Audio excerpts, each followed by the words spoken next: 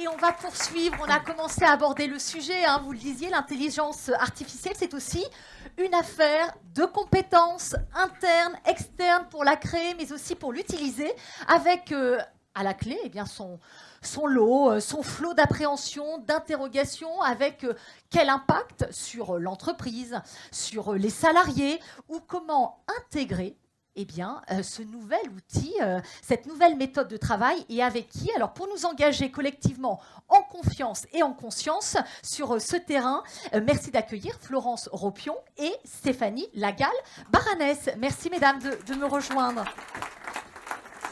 Tenez, je vais vous laisser la place. Au centre, bonjour et bienvenue. Alors, quelques mots pour vous présenter respectivement Florence Ropion, vice-présidente numérique de la FIEG, présidente de l'Alliance française des industries du numérique, vice-présidente de Dell SAS, et Stéphanie Lagal-Baranès, directrice générale de l'OPCO 2i.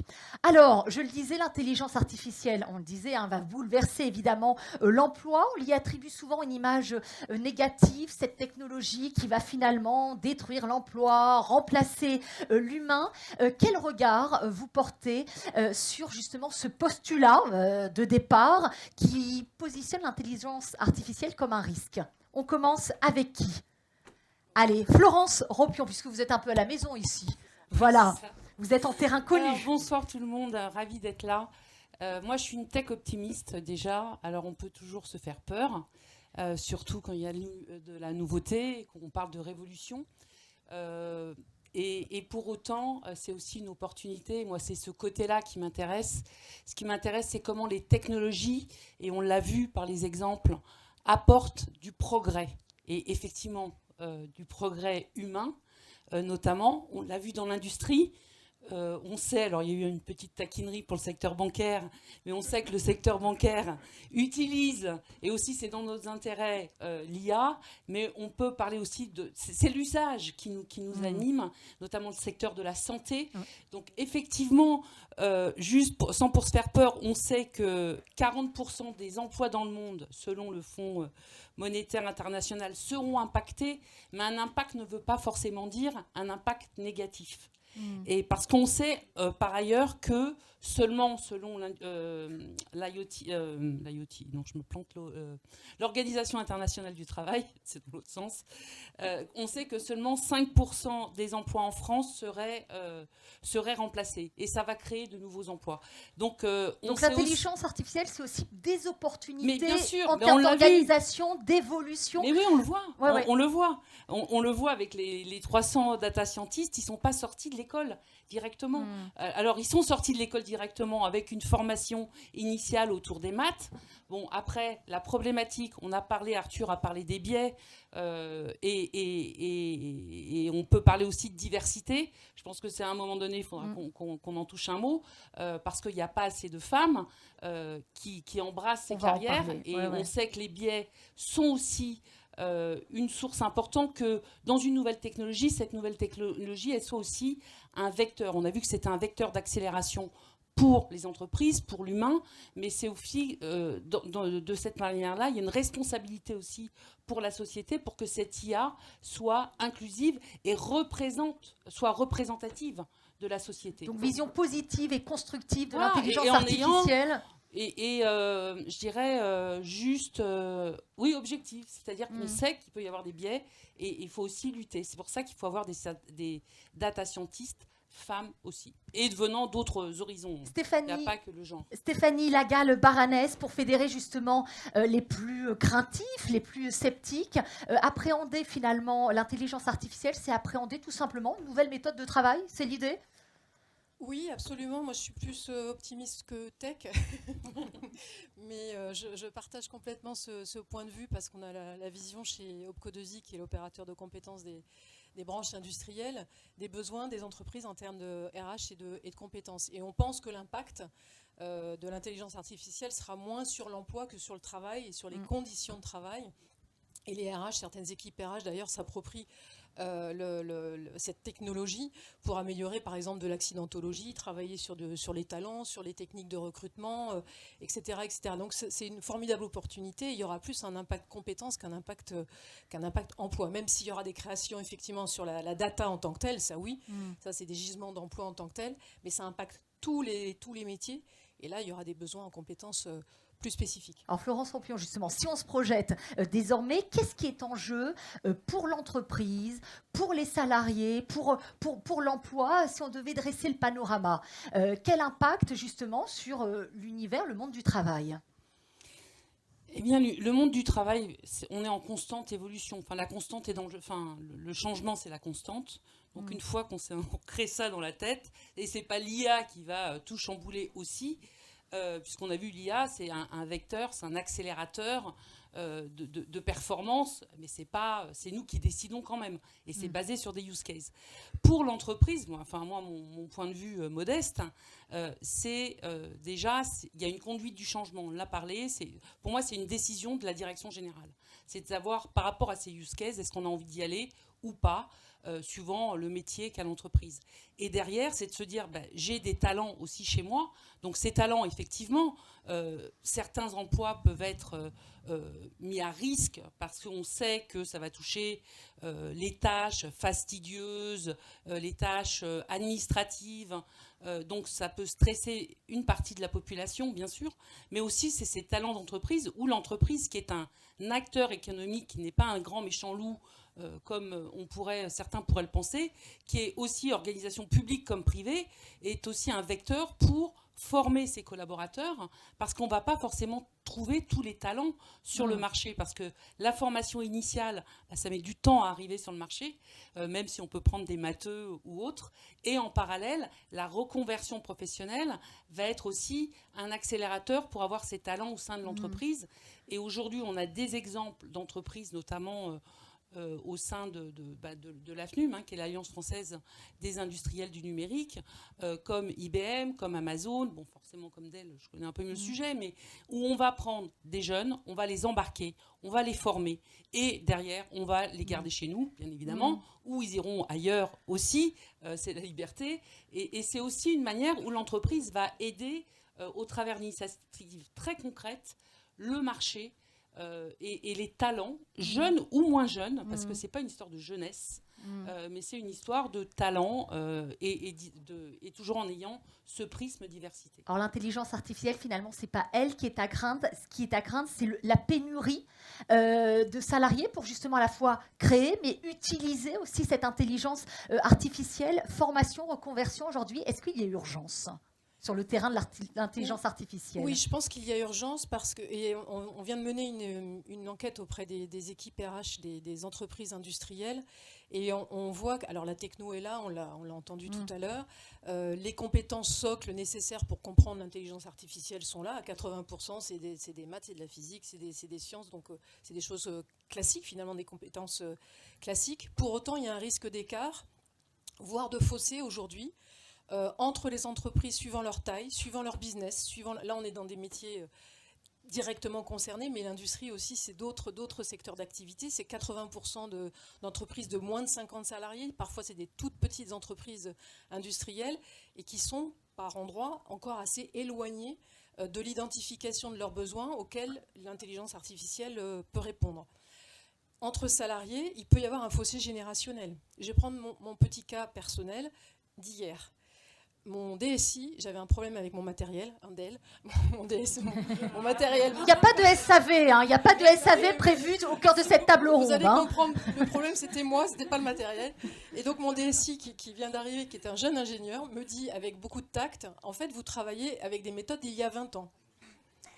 Il me dit ça, moi, donc au-delà de l'aspect assez désagréable de la remarque, il me dit, mais est-ce que vous savez que chez OPCO2I, donc chez nous, notre métier, c'est de gérer du dossier administratif de besoin de formation, c'est de faire des études prospectives en matière d'emploi, c'est de faire des projets, de monter des projets de formation pour trouver des financements pour former vos salariés, c'est tout ça. Et il me dit, mais vous savez qu'on a déjà recours dans les équipes à l'intelligence artificielle ? Non, je l'ignorais. J'avais l'intuition que c'était un besoin fort pour traiter de la data parce qu'on manipule beaucoup de données individuelles sur les salariés de l'industrie qui se forment. Donc j'imaginais qu'il y avait des choses à faire et qu'on avait des perspectives importantes, mais je n'avais pas imaginé qu'on utilisait déjà l'intelligence artificielle dans certains métiers chez nous, notamment les jeunes générations. Ouais. Et il me dit, il faudrait qu'on assume et qu'on définisse bien les besoins et qu'on définisse les outils et les règles d'utilisation de ces outils dans l'intranet pour éviter qu'ils aillent se servir et qu'ils fassent eux-mêmes leur marché sur les produits et créer potentiellement des difficultés de sécurité informatique. Et donc ça, au sein, moi, de mon petit cas, je me suis dit, mais il y a un fossé entre les salariés suivant leur parcours et leur âge.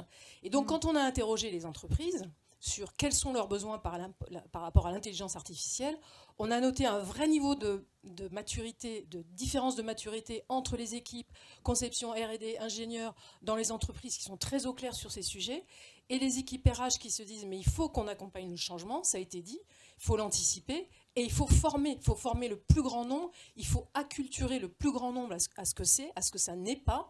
On parle encore aujourd'hui d'électronisme. Y compris dans l'industrie, on forme encore à la transition digitale.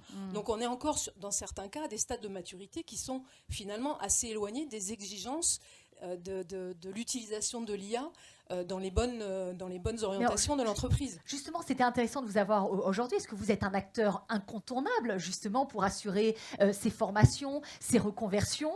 Votre rôle est d'autant plus stratégique aujourd'hui que les industriels vous confient finalement aussi cet argent pour assurer ces formations. Vous en êtes où aujourd'hui, très concrètement, sur le terrain de l'intelligence artificielle? Entre-temps, on a moins d'argent que prévu. Parce que, là, il y a appel aux dons. Non, c'est un autre sujet. Mais concrètement, vous en êtes où, puisqu'il y a justement cet enjeu de formation qui est au cœur du débat? Alors nous, Opco2i, on en est à l'identification des besoins. Donc, besoin de formation, d'acculturation du plus grand nombre. Besoin de... Qu'est-ce qu'on entend par acculturation? C'est que l'ensemble des salariés comprennent les concepts socles de l'intelligence artificielle. À quoi ça sert? Qu'est-ce qu'il y a derrière? Démystifier j'ai bien aimé l'histoire du chien et du chat. Effectivement, le mot intelligence fait peur finalement. C'est ça qui fait peur dans l'expression intelligence artificielle. Expliquer où l'entreprise en fait déjà. Parfois, elle s'en sert et les salariés ne le savent pas. Donc voilà, dans quel métier c'est utile. Évaluer la pertinence de l'intelligence artificielle. Et puis, j'oublie une dimension. Voilà, donc c'est les différents axes de formation sur lesquels elle souhaite travailler, et dans tous les métiers, y compris les fonctions transverses. On a 140 000 apprentis aujourd'hui dans l'industrie. Il y en a 30% qui sont sur des formations support. Et on a aussi besoin de les former, donc les RH, le droit, la comptabilité, toutes les fonctions support de l'entreprise ont aussi besoin d'avoir cette acculturation qui nécessite donc un accompagnement au changement panoramique. Global. Et on pourrait parler de l'offre de formation aussi. Alors, comment on accompagne justement les salariés pour créer l'adhésion plutôt que la réticence et la résistance pour déminer, on va dire, l'appréhension sociale? Moi, de mon point de vue, c'est comme tout changement dans l'entreprise. Faut expliquer pourquoi, il faut expliquer qu'est-ce que ça va vouloir dire pour un collaborateur. Il faut partager les best practices, les cas d'usage qui existent déjà au sein de l'entreprise, s'ils existent, pour leur démontrer ce que ça leur apporte. Faut travailler. Enfin, c'est l'humain. Enfin, c'est du bon sens. Et en tant que leader, enfin, je veux dire, c'est la moindre des choses que de communiquer à ses équipes pour leur expliquer ce qui va se passer et surtout qu'est-ce que ça veut dire pour eux et comment ça va se passer pour eux. Parce qu'on sait aujourd'hui que plus de 59% des personnes qui utilisent l'IA sont satisfaites. Donc c'est important que les gens comprennent, donner du sens à leur travail. Et voilà, enfin, je veux dire, c'est assez simple. Et un autre point, parce qu'on parle beaucoup de formation, il y a un point. Et quand vous avez voulu opposer IA et homme, bon, moi je ne suis pas sur ce genre de débat, mais je voudrais dire quand même quelque chose. C'est que l'humain a des soft skills. Au-dehors du fait de savoir repérer un chat ou un chien bien plus vite.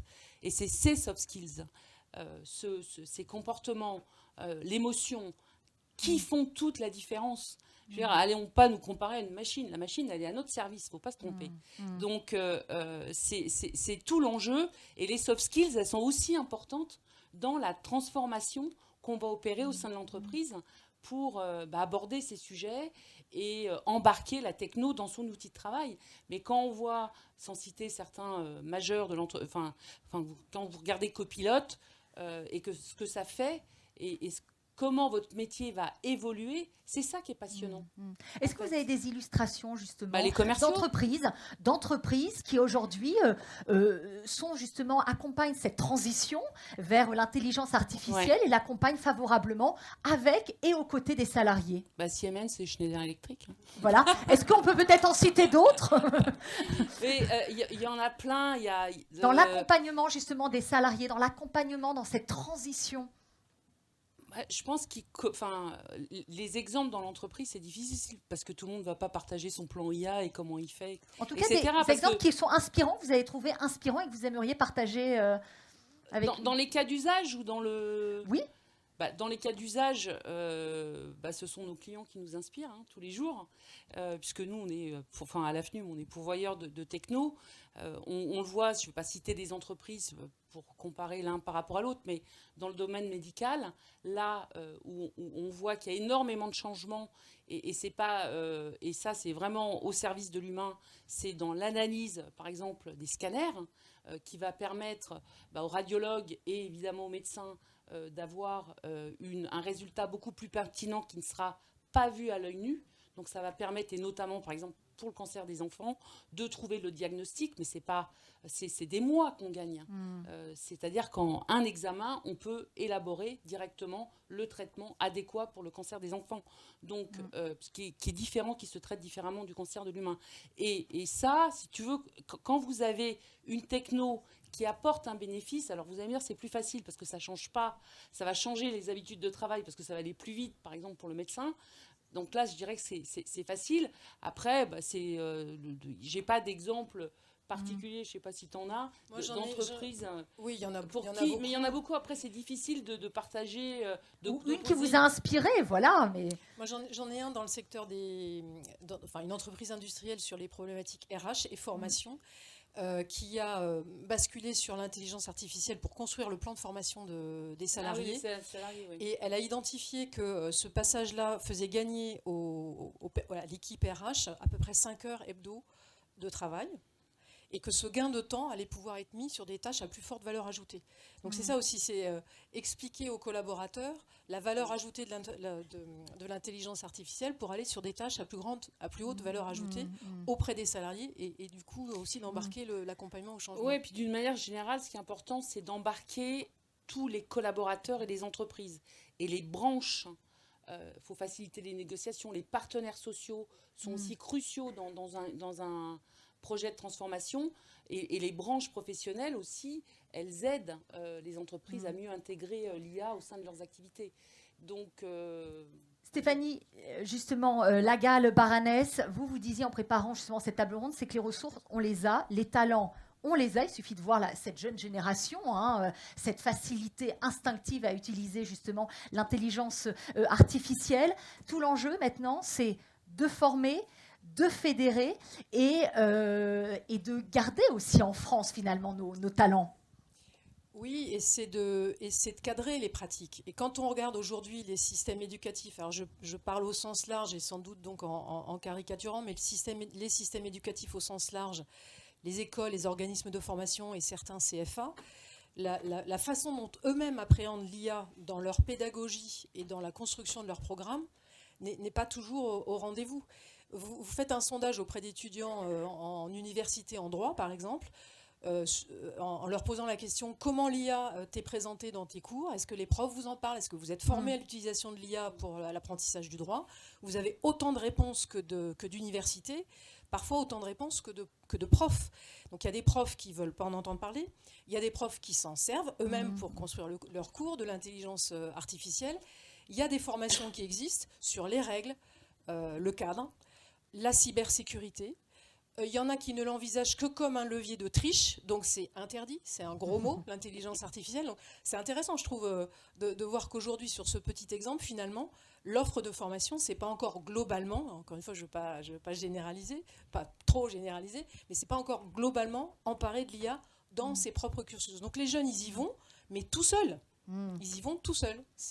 Voilà, à encadrer, se poser les bonnes questions. Peut-être un mot, allez, pour finir, sur les femmes, sur la représentation des femmes. Je sais que ça vous tient à cœur, Florence Ropion. Évidemment, quand on parle de former de nouveaux talents, la représentation des femmes, il faut fédérer, accompagner les femmes et les fidéliser sur ce terrain de l'intelligence artificielle, au cœur de l'industrie. Oui, pour les biais. Et c'est aussi une source de performance au cas où il y en a qui l'auraient oublié. Mais la diversité, au sens large, évidemment, la mixité me tient plus à cœur. Pourquoi ? Parce qu'en plus, avec la réforme des maths, discuter avec le patron de Supélec et des grandes écoles d'ingénieurs, où on a perdu des femmes ces dernières années, ce qui est quand même crucial, notamment pour nous, pourvoyeurs de techno. C'est crucial aussi pour l'entreprise d'avoir des talents d'origine diverse. C'est uniquement pour ça que le débat est là. Et aujourd'hui, effectivement, c'est encore un enjeu, puisqu'en Europe comme en France, on sait que la part des femmes qui exercent un métier lié au numérique n'a augmenté que de 1%. Voilà, on va rappeler que ce n'est pas que des métiers d'hommes et aussi pas que des métiers pour des scientifiques. Tout à fait. Voilà. Donc, comme on sait que c'est un composant essentiel à la diversité, donc c'est important de prendre en compte cette diversité dans les métiers d'une manière générale. Et donc, il faut mettre en avant les rôles modèles féminins. Il faut proposer des initiations au numérique. C'est ce que nos membres, par exemple, à la FNUM, mettent en place. Et puis, on a aussi des exemples avec Expetech, avec Amazon Futur Ingénieur, qui sont aussi des programmes qui sont proposés par nos membres pour embarquer des jeunes filles, les initier au métier de la tech, notamment de l'IA, pour leur montrer que le champ des possibles est une réalité.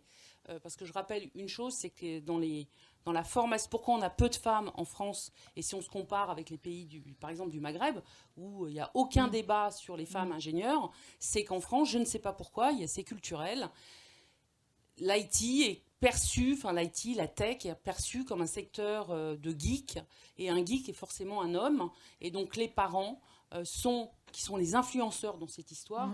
Je ne parle même pas des conseillers d'orientation, mais les parents sont aussi là pour encourager les jeunes filles à leur dire que tout est possible pour elles. Il n'y a pas des métiers pour hommes et des métiers pour femmes. Et que l'intelligence artificielle les attend. Absolument. Voilà.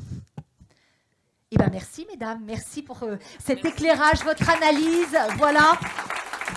Et merci d'avoir apaisé aussi notre rapport à l'intelligence artificielle en rappelant à la fois les opportunités, mais aussi les priorités pour permettre justement à l'intelligence artificielle de rayonner dans nos entreprises et nos industries.